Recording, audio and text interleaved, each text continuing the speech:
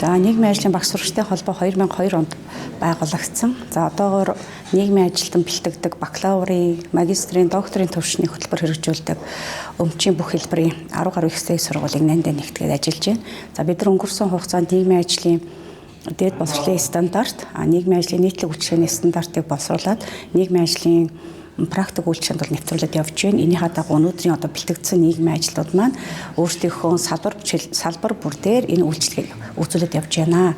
За бид нар нийгмийн ажлын мэргэжлийн эрх зүйн байдлын тухай хуулийн дээр хамгийн гол оруулах ёстой зүйл нь бол нийгмийн ажлын мэргэжлийн хариуцлагын даатгалыг бол оруулах ёстой гэж үзэж байгаа.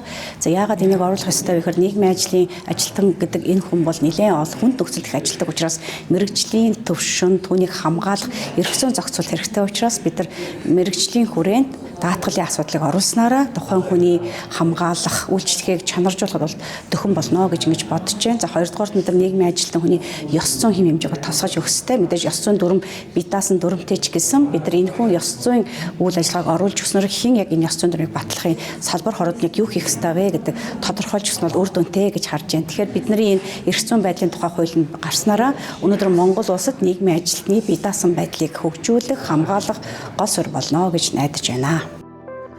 Монгол улсын их сургууль, шинжлэх ухааны сургуулийн харьяа, нийгмийн ажлын инновац, туршилт, судалгааны төв.